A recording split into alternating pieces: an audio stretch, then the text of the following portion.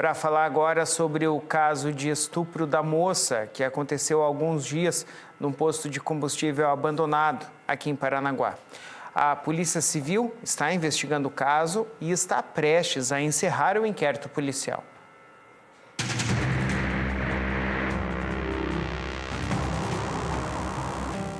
Após ouvir testemunhas, vítima e autor, a Polícia Civil está prestes a encerrar o inquérito policial do caso de estupro de vulnerável registrado em um posto de combustíveis desativado em Paranaguá. Provas foram anexadas aos autos, que seguem em segredo de justiça. O inquérito já está praticamente concluído. A vítima já foi ouvida, as testemunhas também já foram ouvidas. Nós conseguimos captar as câmeras de segurança do local. O laudo pericial ele já está concluído neste momento. O próprio autor também já foi ouvido, né, o suspeito, ele também já foi ouvido, já compareceu aqui na delegacia, já prestou o interrogatório dele. Nós já fizemos diligências antes, né, de identificar o suspeito. Efetuamos diligências no sentido de identificar, porque a vítima não trouxe a qualificação completa do sujeito, então as investigações já foram feitas no sentido de identificar esse sujeito. Então, o aparelho celular dele foi apreendido, então foi feita uma perícia técnica ali para ver se conseguimos encontrar alguma materialidade do crime dentro do aparelho celular dele. Então, o inquérito já está praticamente concluído neste momento. Peço a tua atenção para essa reportagem. É uma jovem que ela foi violentada. O caso ganhou repercussão após ser divulgado com exclusividade pela TVCI. As imagens mostram momentos antes ao estupro ocorrido dentro do local abandonado. A vítima e o autor estavam em uma casa noturna do bairro João Gualberto, em Paranaguá, quando a jovem, visivelmente alcoolizada, falou que precisava ir ao banheiro. Ela não pôde entrar novamente na casa noturna e foi neste momento que o autor a levou até o local. As imagens capturadas por esta câmera de segurança instalada aqui nesse posto de combustíveis desativado são claras como o crime aconteceu na madrugada do dia 23 de fevereiro deste ano. As imagens mostram o homem trazendo a vítima até este local. Aqui atrás, um banheiro também desativado. As imagens ainda mostram ela se segurando aqui nessa coluna, tentando impedir que o homem faça o abuso sexual. Quando então, usando da força, ele puxa a jovem até aqui dentro. E foi exatamente aqui neste local que o estupro aconteceu. Neste banheiro desativado, totalmente abandonado. Um local que o crime foi registrado na madrugada daquele dia 23 de fevereiro. E mesmo com as imagens sendo claras quanto ao crime, o autor negou. Disse em depoimento na Delegacia de Polícia Civil que o ato sexual foi consentido. Basicamente, a versão apresentada por ele é de que as relações sexuais foram consentidas pela parte da vítima. Ele foi confrontado em relação às filmagens, sim. Foi perguntado a ele por que mesmo a vítima ali manifestando a vontade dela no sentido de que ela não queria, mesmo assim ele puxou ela pelos braços. E, segundo ele, ela estaria fazendo algum tipo de charme, algo nesse sentido, e que, no final, as relações foram consentidas da parte dela.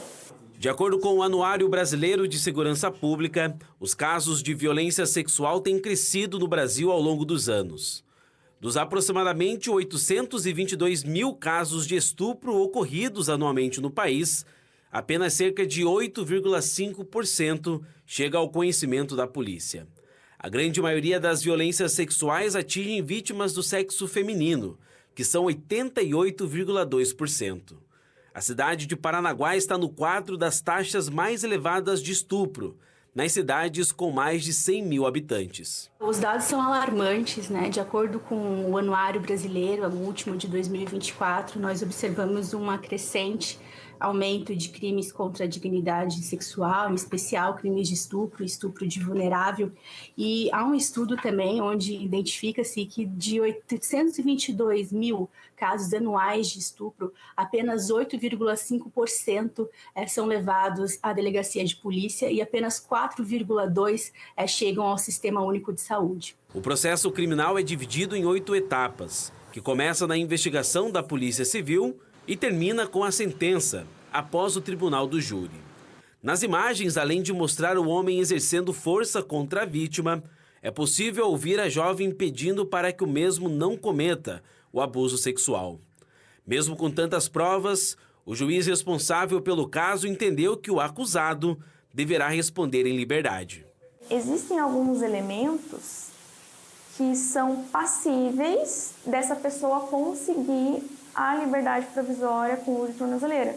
Por exemplo, se ele demonstrar que ele não oferece risco ou não ser uma pessoa agressiva, que não vá prejudicar, por exemplo, o processamento de toda a investigação. Seria uma justificativa. Não sei se foi essa que foi utilizada, seria uma das justificativas. Não houve decretação de prisão. O monitoramento eletrônico é uma medida cautelar diversa da prisão, que a gente chama. E ela foi decretada por um período de 6 meses. E, normalmente, a pessoa que tem um monitoramento eletrônico, ela tem que se manter num raio de distância ali determinado judicialmente. Então, ele tem que cumprir esse raio de distância, ele não pode sair desse raio. E caso seja realmente comprovado que o autor ele está fugindo à responsabilidade criminal, pode ser que ele venha a ser preso, sim. A pedido da Polícia Civil, a vítima realizou exames horas após o crime. As imagens de câmera de segurança foram anexadas aos autos. E até mesmo um vídeo gravado pelo próprio autor estão em posse da Polícia Civil. Nós temos um dispositivo novo na nossa legislação, que veio aí em uma lei em 2018, que prevê uma punição específica para quem filma, para quem produz imagens de cunho sexual sem autorização de outra pessoa que esteja participando do ato. Então, também é crime o ato de filmar uma cena, um ato sexual, sem o devido consentimento da pessoa que está participando. Mesmo com tantas provas, grande parte da sociedade ainda insiste em culpabilizar a vítima. Comentários dizendo que se a jovem estivesse em casa isso não teria acontecido, ou então colocando a vestimenta da vítima como motivo para o crime, são facilmente encontrados em redes sociais. Eu digo que isso acontece por conta dessa questão do machismo ainda, que por mais que a gente esteja lutando contra, para que ele seja dissipado, para que ele tenha menos reflexo na sociedade, ele ainda está ali. Ainda tem um comentário malicioso, ainda tem algum pensamento malicioso em relação a qualquer vítima, por exemplo, de situações como essa. Eu até ouvi comentários do gênero assim, mas por que ela foi com ele?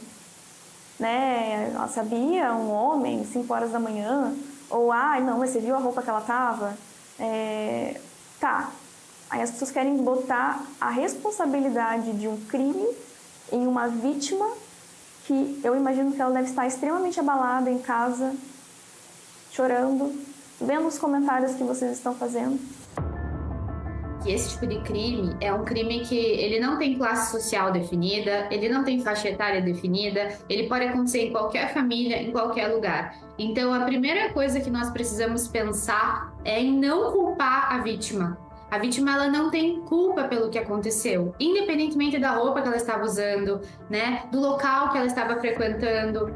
Se a roupa fosse determinante, se o local fosse determinante, nós não teríamos crianças, bebês, ou então pessoas idosas que estão em casas de repouso que também são vítimas de violência sexual, de crime sexual. Então, não podemos nunca pensar na vítima como um fator para que o crime de fato ocorra. Infelizmente, nós vivenciamos ainda uma estrutura patriarcal, onde se cultua uma premissa de patriarcado, de machismo, machismo estrutural, que tende a culpabilizar a vítima como se esse tipo de crime fosse um crime culposo.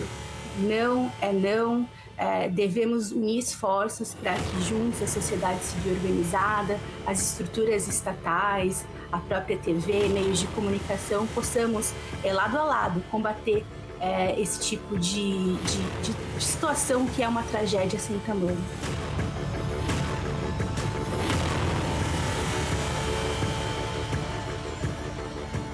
Com toda certeza, a moça não tem culpa nenhuma do que aconteceu. A única culpa cabe a este criminoso, que a levou para esse posto de combustíveis desativado e que a estuprou nesse local.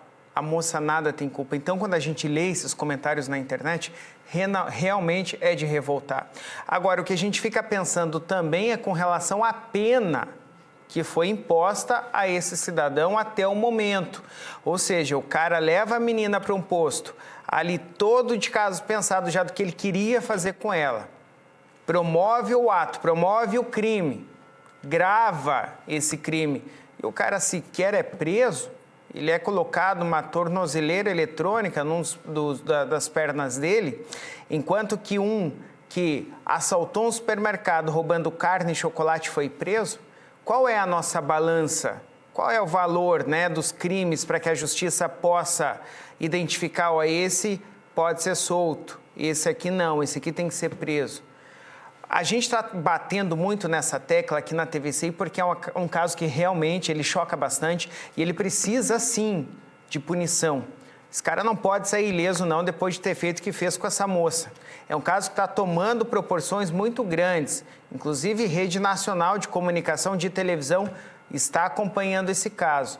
E a TVCI, logicamente, que tem que acompanhar também. Aconteceu aqui, no quintal de casa.